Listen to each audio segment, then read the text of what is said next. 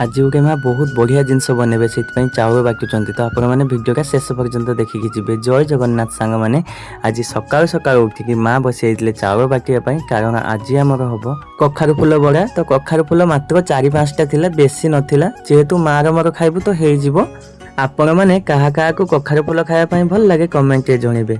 आउ सकाल जो मुझे भिडियो सुट करी आकाशर भ्यू एत सुंदर आसूला मु भाविली आपण मानकु टिके देखैदेवी बोली। आउ कखारु फुल अल्प एइथिपाई थिला कारण एबे कखारु सब गछरे धरिची तो अल्प फुल होउची। जेहेतु मते कखारु फुल खाया पाई बहुत ही भल लागे तेणु माँ नहीं आसले। माँ कहिथिले कि आमे तो 2 जण खाइबु तेणु 5-6टा हेले भी माँ मोर हेइजिवो। आउ हाँ आपण मानकु कोन मो वीडियो भलो लागुनी कि कारण बहुत जन अछंती जो माने हमको अनफॉलो भी करछंती आ बहुत जन नुआ देखुछंती बट हमको फॉलो करू नाहंती। एगुडा सब देखिले बहुत ही कष्ट लागे।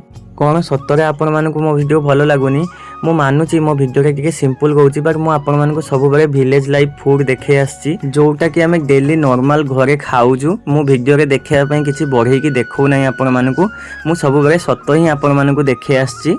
आउ एपटे आपण मानकु एते सारा कथा कहू मु एपटे कखारु फुल बड़ा टेस्ट कर देथिला। टेस्टटा बहुत ही भलो थिला। वीडियोटा भल लागिथिले लाइक करबा सहित गोटे फॉलो करिवे। रहिली जय जगन्नाथ।